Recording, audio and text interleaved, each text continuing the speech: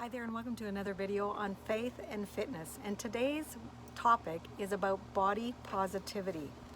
So what do you think of when you hear the words body positivity?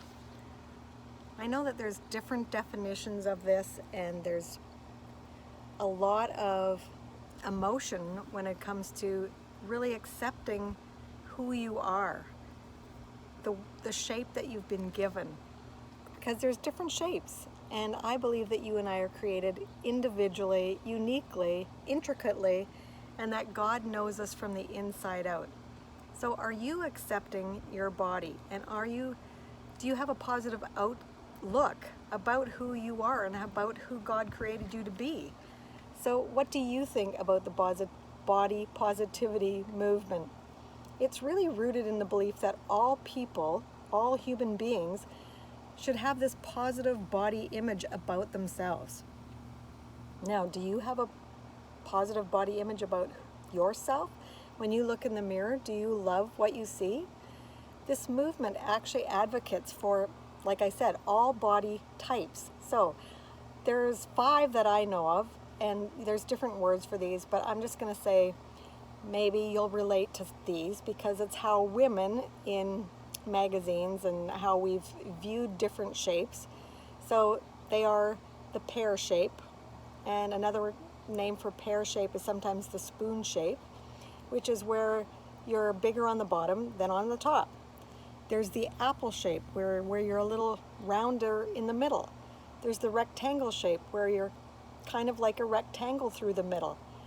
There's the hourglass, which is what most women, I should say, are jealous of if they're not that type. And I'm not that type. So was I ever jealous of that? I probably was. I'm not now though. And the other one is the inverted triangle, where you're bigger on top and smaller down below. So those are the 5 body types. So if you were to ask or just look at yourself, what body type would you say you were? Now, with the body positivity movement, where you're accepting who you are, I love the fact that you accept how God made you. I love that aspect of it. I love the fact that we should be positive about how we are and how God made us. And it's inclusive. It includes all genders, all races, all ethnicities, all cultures. It includes every woman out there. And so it includes you. The goal of this movement, I believe, was really, really, really valid, to have confidence, so that women have confidence in themselves. And I believe that this is really important. You do need to love yourself. You do need to have confidence in yourself, so you have the right self-esteem, so you feel good in the skin that you're in. So I love the way this movement started. But it doesn't promote caring for yourself with nourishment. It promotes just accepting who you are, whether you're skinny or overweight, whether you're fat or thin. And there's parts of it that I love, but there's other parts of it that I believe aren't quite helpful, because it doesn't matter if you're skinny or overweight. We need to be feeding our bodies the right nourishment, treating our bodies like a temple, the way God wanted us to. So whether you're skinny or overweight, putting the wrong foods in your body is not nourishing your body the right way. So that's the part of the body positivity that I believe is lacking.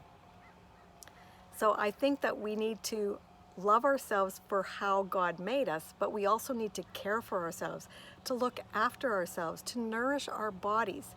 And not just our bodies, our mind, bodies, and our souls, our spiritual aspect, our mind with the right mind shift, which is the right body positivity. And so there's something I'd like to read to you, and it's something from Psychology Today. I just got to find it here. But what it is, it's a couple of people have said what they thought about the body positivity movement. And I like what this one says. This is from Psychology Today. Kayla says, I like to think that body positivity's intention is really body acceptance. The idea that you can live comfortably in your body as it is right now, or work on treating it right through our nourishment and joyful movement and self-care without punishing yourself for looking the way you do. And I love that because it incorporates nourishment for your body and movement, which is so crucial for living a happy, healthy life. So I love that definition of it. I like what Connie says as well. She says to be body positive, it is important to assume responsibility for figuring out what your body needs. So in many ways, this feels harder than having an external expert voice tell you what to eat and how to move. So she says that by playing with the word responsibility makes it much less intimidating. It means the responsibility, it becomes the ability to respond to the stimuli present. So in this case, it's the ability to respond to sensations of hunger or fullness and the need for movement and rest. So I love that definition because I believe that does incorporate the real aspects that are needed for nourishing your body. And when you nourish your body the right way, you're giving your body what it needs. Quality in means quality out. Now, yes, God gave us different shapes. Some are bigger boned and some are smaller boned. Some are more skinny, some are more overweight. And I believe that body positivity is an important aspect to love yourself, but it also incorporates nourishing your body the right way. Yes, are we going to have wrinkles? Yes, are we going to have cellulite or sagging skin? Yes, we are, as we age gracefully. But when we're nourishing our bodies and our souls the right way, then I believe we can accept and take responsibility, have the ability to respond the right way to our bodies and to love ourselves the way God wants us to love ourselves, to be the best version of ourselves. One of my mentors always says this, and I love what he says. He says, "You are a creative and compassionate spiritual being currently living in a physical form. You are infinitely valuable, exquisitely unique, and perfect in your personhood. God designed you intricately, perfectly, uniquely. So you are uniquely you." So I hope that you can take what I've just said, nourish your mind, body, and soul, feed your body the right nourishment, and learn to love yourself the way God wants you to love yourself. Take care, and if you haven't already, please click the button and subscribe to my YouTube channel so you don't miss my upcoming videos.